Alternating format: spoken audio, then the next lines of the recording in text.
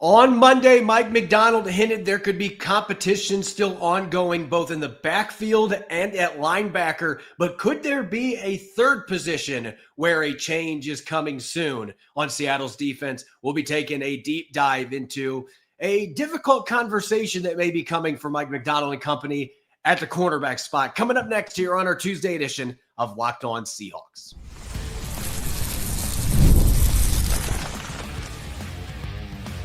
You are Locked On Seahawks, your daily Seattle Seahawks podcast. Part of the Locked On Podcast Network, your team every day. Greetings, 12. This is Corbin Smith, host of the Locked On Seahawks podcast, your daily Seahawks podcast, part of the Locked On Podcast Network, your team every day. Glad to be joined, as always, by my co-host in crime, Rob Rang. And a special thanks to all the 12s out there, whether you are in nearby Pullman, Washington, or if you are down in St. Louis, Missouri. We greatly appreciate each and every one of you. Frankie Locked On Seahawks, your first listen 5 days a week. A special thanks to all the everydayers out there. It's on to week 2, at least for the Seahawks it is. We're going to have some closing thoughts coming out of Sunday's season opening loss to the 49ers. We're going to dive into a potential competition that maybe nobody saw coming that might be waging now in the secondary for the Seahawks. We're going to examine Klint Kubiak's debut, where things went wrong on offense, and what needs to change going up against the Pittsburgh Steelers in week 2. And speaking of the Steelers, what's new? A lot is new for the Pittsburgh Steelers gearing up for this matchup in Pittsburgh. This episode brought your way courtesy of our friends over at FanDuel. Right now, new customers can bet just $5, and if your bet wins, you'll get $300 in bonus bets to use across the app. Now for your lead story here on our Tuesday edition of Locked On Seahawks. Coming out of Sunday's loss to the 49ers, really easy to point the fingers at one particular player for the Seahawks losing that game late. And it's unfortunate. That's the territory that comes with playing in the National Football League. But 2 plays that Riq Woolen, as Mike Macdonald pointed out yesterday, would love to have back happening in a matter of seconds, giving up a 45-yard completion to Pearsall down the left sideline that he looked to have a beat on and then somehow lost the football, misjudged it. Pearsall gets a couple steps on and gets a huge gain, and then a couple plays later had a gimme interception in the end zone only for Jake Tongas to go in front of him and pluck the ball out like he was Dwight Clark out of his hands and get the game-winning touchdown. It has been a real sore spot for fans here the last couple of days, seeing those 2 plays from the fourth-year corner. And then on the flip side, because of Nick Emmanwori's injury, Josh Jobe played more than he probably would have played if Emmanwori was healthy. And all Josh Jobe did, 5 targets, 1 reception allowed for a single yard, and a really nice leaping interception, sticky coverage across the board. Jobe was playing as well as any player on the field for the Seattle Seahawks. And I think if you listen to what Mike Macdonald had to say about Josh Jobe yesterday, Rob, it started to paint a little bit of a picture here that maybe the Seahawks aren't publicly going to say it yet, but it does feel like Riq Woolen is very much playing for his job right now. Yeah, I have to agree with you, Corbin. I think that this is very similar to what we've seen happen at the running back position where Mike Macdonald basically has been saying it without saying it. Hey, Kenneth Walker III, we need you to practice. We need you to be the guy. And we saw in game 1 that Zach Charbonnet actually had more opportunities to run the football and, of course, scored Seattle's only touchdown. The same thing could be happening here in front of our eyes at the cornerback spot here. Look, we all know that Riq Woolen offers an incredible combination of size and speed, as good as the NFL has ever seen, but you've got to make the plays when you have the opportunities. Yep. And he literally had the ball go through his hands on some of these opportunities that wound up being catastrophic for the Seahawks. Look, anybody who has been listening to the Locked On Seahawks podcast for over a year now, and thank you, as Corbin often says, thank you so much, very much to all of our everydayers, all of our listeners and viewers viewers, then you know how high I have been on Josh Jobe from the moment that he was signed. I had a mid-round grade on him. I was stunned when he wasn't selected that high coming out of the high pedigree school of Alabama. So I'm not at all surprised that Josh Jobe is proving himself to be a quality football player. I think that he is just a much more reliable football player at this point than Riq Woolen. Now, I'm not so sure, however, that I think that this is the game that you want to insert Josh Jobe as the starter against the Pittsburgh Steelers. As we're going to be talking about in a little bit later in the show, that there's just so many changes on the Pittsburgh Steelers. But the one change that every Seahawks fan out there knows is that the Steelers now employ a certain DK Metcalf at the outside receiver position. I don't know that Josh Jobe can run with DK Metcalf. I know that Riq Woolen can. And so, again, I think that this is a perfect opportunity for Riq Woolen to kind of seize his job back. At the same time, I do feel that Josh Jobe is going to remain a huge part of Seattle's defensive game plan moving forward, not only because of how well he's played, but you hit the nail on the head when you mentioned the catastrophic injury to Nick Eamon-Wari and how that's going to force Seahawks to completely reshuffle their secondary. Yeah, and that's going to be a point that I'm going to dive into a little bit more here in a second. But we finally have the clip that I was going to play here at the beginning of the episode. It was taking forever to load, but here is a snippet from yesterday's press conference. Mike Macdonald talking about the play of Josh Jobe, and at the end of this, a small snippet coming out of his answer about Riq Woolen's status at cornerback and him referencing Jobe at the end. Take a listen. Josh is ready to go. He's always going to be a big part of the game plan. He's competing for more snaps, and I thought he played a tremendous football game. Played physical, played smart, played disciplined, finished his plays right. I thought he played a great game. I mean, you go out and you produce. Why would we not play you? And again, that last part there, why would we not play you? That was talking about where Josh Jobe was going to be competing for more snaps. Was it going to be on both sides? If it's going to be where Riq Woolen is at? And he laughed and said both sides, but then he added that when it seemed like his answer was finished. And we know Mike Macdonald's pretty much been a straight shooter since he got to Seattle. That's the way he does things. You can't ignore the fact this is not a one-game sample. I mean, this is, to me, the best game Josh Jobe has played in a Seahawks uniform, but he's had a lot of other really good games since the Seahawks brought him in last year. He has done everything that he needed to do to show that last year was not a fluke. In fact, he's playing at a higher level than he did last year.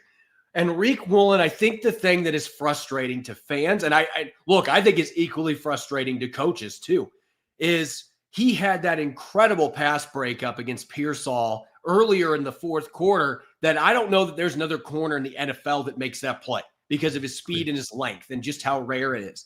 He makes plays like that. And then both the plays that he didn't finish in that final drive, he was positioned to make the play. He was not beat by that double move. I don't care what Ricky Pearsall said after the game. When you're a winner, you can say whatever you want. But trying to act like, yeah, we got him on a double move, he was right in his hip pocket. He did not fall for that double move at all. What killed him at the end was he, for whatever reason, just lost the ball or mistimed the flight of it, and Pearsall ended up getting away from him, and it was deeper than his eyes were telling him it was. It was just not finishing the play. And then in the end zone, Mike Macdonald said he thought he was aggressively playing the football. I don't see that on film. I saw a passive attempt to go for that football. You got to go get the ball and not allow that other player to cut in front of you and get it the way that Tongas did. So that's where the frustration lies with me. It's year 4 now. If this was year 1 or year 2, you'd be more forgiving. But at this point in his career, with the tools he has, and now he's got experience, you can't use that as a cop-out anymore. You're in year 4 as a starting cornerback in the National Football League with those traits. You put yourself in position to make those plays. At minimum, you've got to get your hands on the football on both of those. Neither one of those plays should have happened. The fact they happened in succession, basically, there. I think Mike Macdonald is going to have frustration there because he wants guys that are tough, that are physical, play with a high football IQ, and he wants guys that finish. More so than the guy that's got freak athletic ability. Josh Jobe is a 1A Mike Macdonald style player. I just haven't seen enough to this point, Rob, to think that Riq Woolen is. Is there still time for him to show that? Sure, but you got to finish those plays. And I just feel like they were breakdowns that are inexcusable at this point in his career. No, I agree with you. If he was a rookie, then sure, then you could kind of just pass this off, but he is not. And as has been talked about ad nauseum, of course, Riq Woolen is in the final year of his rookie contract. He should be playing with that hunger. Josh Jobe is in the only year of his current contract. He is playing with that hunger. He has played with that hunger. There's no question about it. I love the way that you characterize it, that Josh Jobe is like one of a 1A player for Mike Macdonald. He absolutely plays with that type of mentality, that type of focus, and it's not only in coverage. I mean, the one-on-one tackle against Christian McCaffrey earlier in the game as well, to me, just kind of, just shows how Josh Jobe is wired, that he is taking the game seriously, again, not just in coverage, but as a run defender as well. So look, the scout in me is always going to be enamored with Riq Woolen's tools. And I do not want to bench him in a game against a player like a DK Metcalf who has that type of a speed, just because I don't think that he hasn't shown that he is the type of player that if you bench him and then bring him back into the starting lineup, that he necessarily is going to play better. I think that you have to kind of challenge him here, and then perhaps he gets the start against the Steelers. If there's any more mistakes, any more mess ups, then Josh Jobe is your starter moving forward. I think that he has earned that opportunity. But at the same time, the fact that we're even having this conversation, to me, is again the struggle at this point, because clearly Devin Witherspoon is a superstar at the one side, but I do think that you're going to again see him likely be moved inside to that nickel spot because of the injury to Nick Eamon-Wari, and so it is critical that whoever is going to be starting on the outside, that they not only are creating the big play opportunities. We saw Josh Jobe with that sparkling interception in week 1. Riq Woolen can be that guy. Aaron Rodgers is going to test whoever is out there. So I do think that this is one of the biggest storylines heading into week 2.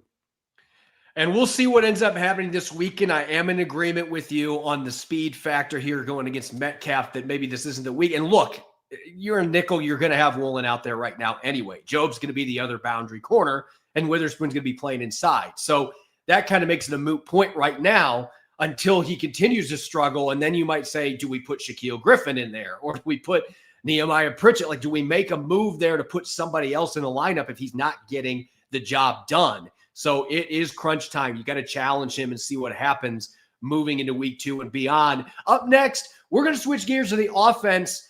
Riq Woolen had his struggles playing on the field. Klint Kubiak had his struggles as the play caller in his Seahawks debut. We're going to revisit what went wrong and where he can go moving forward to try to get this offense humming heading into a road game against the Pittsburgh Steelers. Don't go away. You're listening to the Tuesday edition of Locked On Seahawks. When the opening whistle blows on a new repair, get your crew moving forward with Supply House. Order today and see parts on your doorstep tomorrow. Over 280,000 plumbing, HVAC, and electrical items from the most trusted brands in the business. Their real-time inventory and honest lead times keep you from punting projects, while their industry-leading customer service always has your blind side covered. Need parts fast for a project? Supply House has next-day delivery. Talk about a game changer. Their Trademaster perks like priority shipping and dedicated support make the entire process smoother. Join the free Trademaster program today and score serious perks like priority shipping, lower prices, and a dedicated support line. Visit supplyhouse.com to sign up for free and use the promo code SHNFL5 for 5% off your first order. That's supplyhouse.com. Real people, real service. The NFL season is officially back and underway. There's nothing better than being in the stadium surrounded by fans cheering on your team. But let's be honest, getting tickets, it can be a hassle in 2025, whether it's login screens, prices jumping at checkout. It's frustrating. That's why I use Game Time, the app that gives the advantage back to fans. Game Time is fast, easy, and backed by the Game Time guarantee. You'll always get 100% authentic tickets delivered on time and at the best price. Plus, all the fees are included, so the price you see is the price you pay. I pull up Game Time, and in just a couple taps, I can get amazing deals. I'm talking about your favorite NFL games as low as $100 a ticket. The app made it super simple. I could even see the exact view from my seat. And with zone deals, I can pick the section. Game Time picks the seats. and you save big. It's faster, cheaper, and less stressful than any other way I've bought tickets in the past. Download the Game Time app, create an account, and use the code LOCKEDONNFL for $20 off your first purchase. Terms apply. Again, that's the promo code LOCKEDONNFL for $20 off. Swipe, tap, ticket, go download Game Time today. Welcome back to the Tuesday edition of Locked On Seahawks. I'm your host, Corbin Smith. Glad to be joined, as always, by my co-host in crime, Rob Rang. And a special thanks to all the 12s who are tuning in. Thank you, as always, for making Locked On Seahawks your first listen 5 days a week.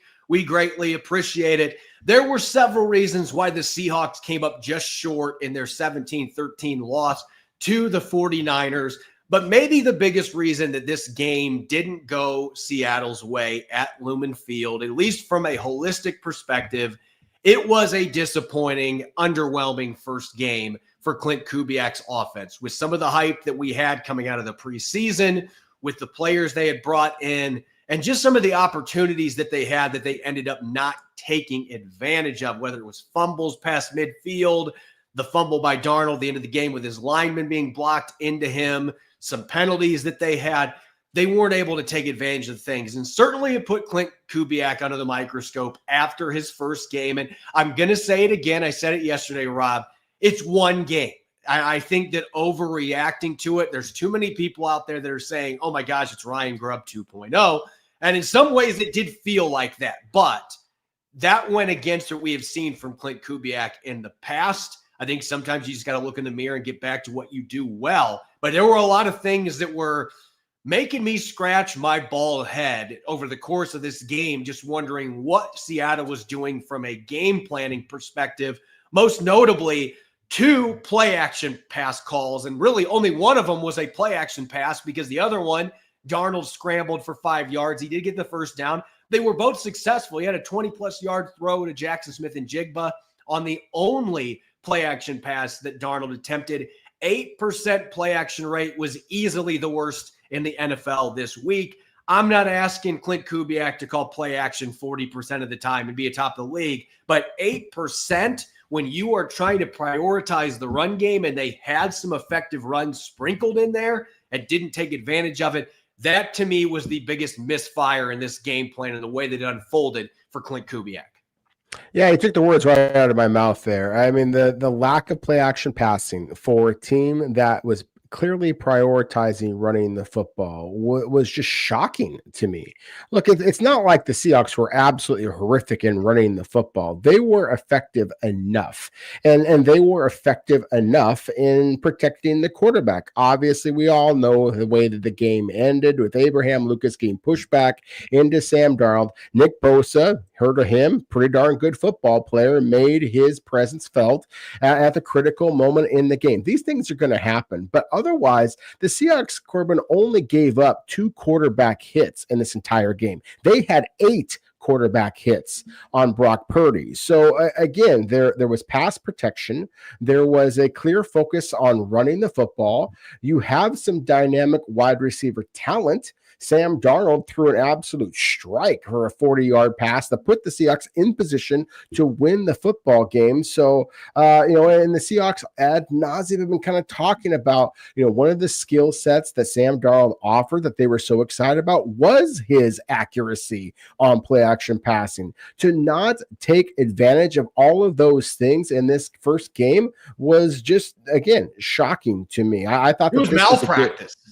Exactly. You just got to practice what you preach kind of a thing. You actually implement it into your game. So because we've talked about this enough, I'm going to kind of switch over to another one that I just thought was a befuddling decision. And that was the decision to use Jalen Milroe when the Seahawks did. Look, I do think that you can use that Seahawks scrum, is what I like to call it, that effectively. But for Seattle to use it essentially one time in a kind of an odd timing of it, I thought that it kind of forced the Seahawks to lose some of the momentum that they had in their very first drive of the football game. To me, it forced the Seahawks to stumble rather than confuse the 49ers. And so, look, as you said, Corbin, this is one game. This is Klint Kubiak's first opportunity opportunity to show what he can do, but it was not the most impressive performance. And frankly, all the blame is getting thrown on Riq Woolen at this point for some of his miscues. I thought that Klint Kubiak's just struggles in calling the game, struggles to adapting as the game went on. To me, is every bit as critical to Seattle having this loss early in the season as it is on any one of the players on the field. Yeah, and we can talk play action for hours because I think that there are some ripple effects off of that. The receivers not named Jackson Smith and Jigba, and it goes to the point that you've mentioned quite a bit. Your one concern he had, do you have enough guys he can separate? In this game, you didn't. Like, Torrey Horton was not getting separation. Cooper Kupp a couple times did, but one of them was a dime on third down, and it went right through his hands, and that's just not Cooper Kupp's game. That's an uncharacteristic drop. That was a huge missed opportunity there for the Seahawks, and they just couldn't sustain drives in part because of plays like that. And so, again, I'm not putting it on Sam Darnold. I thought Sam Darnold played a pretty darn good game considering what was given to him. But then you add in the fact that they had that drive, I believe it was in the fourth quarter, early in the fourth quarter, where they did a throwback screen that got blown up for a negative 8-yard loss. A couple plays later, they tried to do a lateral with JSN, and he overthrew the receiver on the other side. They weren't going to get a first down on it anyway, but they were trying to get so cute, and it's like that's not Klint Kubiak's offense. And so it seemed like he was dealing with some identity crisis in this first game too, like trying to outsmart his former mentor by doing things that are not characteristic of this offense, and it backfired on them. So I just felt like to me, he was overthinking it. I think that was the biggest thing in this game, and getting away from what you in essence want to be on offense. I also think a couple guys being out, and I'm going to mention this again. I said it on social media. They need to have a receiver who they can also get involved some in their run game. I look at what San Francisco does with Kyle Shanahan's offense and how in the past it was Deebo Samuel, and now they have other receivers that they can occasionally sprinkle on jet sweeps. They can use jet motions, and teams are going to bite on it because they will use it. Riq Young coming back this week, I think, is going to be very key because to me, Riq Young, we saw it in training camp in the preseason. He is the guy on this offense that can do that. He has a running back background. He has the size to be able to break some tackles after the catch, and he can get after as a run blocker. I thought the receiving run blocking was not good in this game. Getting him and Jake Bobo both back on the field for that is going to be big. So, Bobo's not going to be stretching the field. He's not going to be that separator. Riq Young, though, can give you that element while also mixing him with the run game. So I'm pleading with Seattle. From what I'm understanding, he's got a good chance to play this week. Get him out there and give him some snaps. They need some juice in their receiving core away from Jackson Smith and Jigba. No, they certainly do need some juice in the pass catching group. And I mentioned pass catching rather than just the receiving group, just because, again, I think that this is a tight end group that the Seahawks have that has enough talent. You really should be able to take advantage of the fact that the 49ers were starting a fifth-round rookie in Marcus Siegel. They were starting incorporating a new outside linebacker in D. Winters, who had a pretty impressive debut for the 49ers, by the way. But still, I thought that there were some opportunities for Seattle to target their tight ends. 2 total catches from that position for a total of 7 yards. Where again, you get all excited about a talent like an Elijah Arroyo and the consistency that was AJ Barner a year ago. I just thought that there was an awful lot of meat on the bone, so to speak, for Seattle to attack that they didn't. And look, JSN had a terrific game, other than the fumble, of course, but still, for Seattle to be that one-dimensional. I say this jokingly, of course, but it almost felt like Klint Kubiak had Jackson Smith and Jigba in his fantasy football lineup, and the heck with the rest of the Seahawks, because it just felt so, or Sam Darnold did. It felt like Seattle was so one-sided in that regard that when they were unable to spring any large runs, their longest run of the game was Sam Darnold's 9-yard little scramble at the end of the first half that put Jason Myers in position to kick a field goal. And if we're going to be critical control of Klint Kubiak. That was, I thought, one of the brilliant play calls that he had in this game. But at the same time, again, Seattle was kind of doggedly determined to run the football, but they didn't have any big plays. But they didn't have any big plays in the passing game either. That 40-yard bomb from Darnold to JSN was the only play over 10 yards in the entire game for the Seahawks, running game or passing game. Rob, they had two other 20-yard catches to JSN on, and one of them was a play-action play. So they did get a few explosives, but they generally did not throw the ball downfield. Exactly. And I misspoke them into to anybody other than JSN. And so, again, it just was just frustrating in that Seattle's inability to get anybody else involved as a big play threat allowed the 49ers to kind of pin their ears back and just crowd the line of scrimmage that basically balled Seattle up. And I'm going to finish off this discussion off your comments on the tight end. The Seahawks are near the bottom of the league coming out of week 1 in 12 personnel usage. I never would have saw that coming going to this game. Like they had one tight end, AJ Barner played most of the snaps, but the rest of their tight ends, Arroyo was at under 32% for snap percentage. Eric Salbert played a couple of snaps. Brady Russell didn't play any on offense. They rarely had two tight ends on the field together. That is not Klint Kubiak's offense. Again, he was out thinking himself. I don't understand what he was trying to do there. I understand mixing things up a little bit, but he went 180 from what this offense is all about, and not having those two tight end sets out there had an impact on the run game, and I think it had an impact on their passing game because that is a position group that those guys should be a big part of the pass catching equation for Sam Darnold. I just felt like Kubiak did not do a lot to help his quarterback, and Darnold played well in spite of that. They're going to need to do a better job schematically with their personnel, playing to their personnel to help their quarterback against Pittsburgh, because you're not winning against the Steelers team with 13 points. You're going to need your offense to show up, especially on the road. They're going to need to score points. And we'll be discussing why coming up next when we look at what's new with the Steelers, who won a shootout against the New York Jets in week 1. We'll take a look at who they've added, who's gone, the draft picks, all of that coming up next here on our Tuesday edition of Locked On Seahawks. The NFL season's officially underway, and FanDuel is making sure you are ready for kickoff with can't-miss offers. Right now, new customers can bet just $5, and if your bet wins, you'll get $300 in bonus bets to use across the app.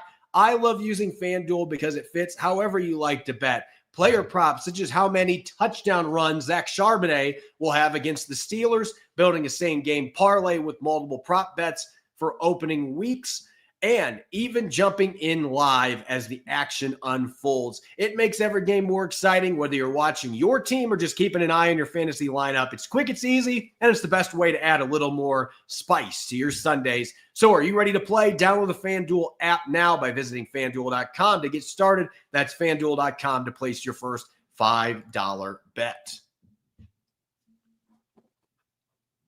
Welcome back to the Tuesday edition of Locked On Seahawks. I'm Corbin Smith. He's Rob Rang. A special thanks to each and every one of the 12s out there tuning in. Thank you, as always, for making Locked On Seahawks your first listen 5 days a week. We greatly appreciate it.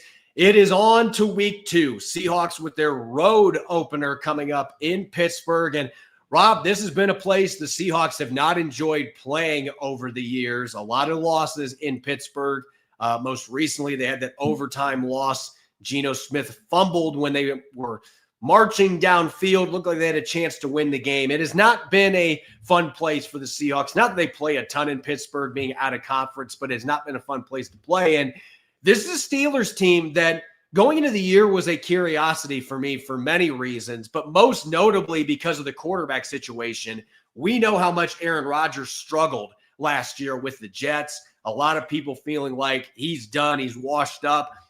But against his former team last week, threw 4 touchdown passes, no interceptions. He looked like vintage Aaron Rodgers, and maybe it's just getting out of New York. The Jets have had a lot of issues with quarterbacks. He's got a familiar name in DK Metcalf that he can throw to. He made some big plays with speedy Calvin Austin as well. The Steelers have a lot of new pieces, but at least in week 1, it looked like those were coming together and meshing pretty darn well.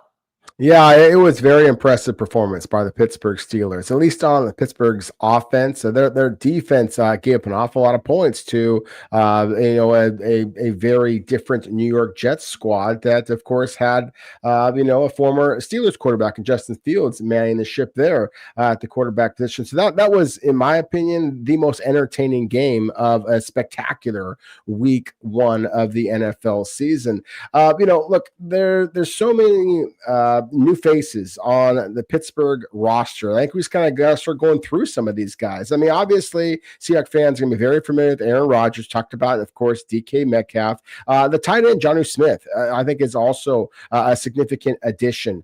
More speed at the running back position with Kenneth Gainwell, I think was a significant addition. Of course, they drafted Caleb Johnson, who doesn't have speed, but he is an effective weapon out of the backfield and just kind of a galloper, a guy who's got power, he's got vision, he plays faster than he ran in the stopwatch. So he is an interesting back and I think going to ultimately be an upgrade for over Najee Harris. Again, several players, and of course, some of the big changes in the secondary.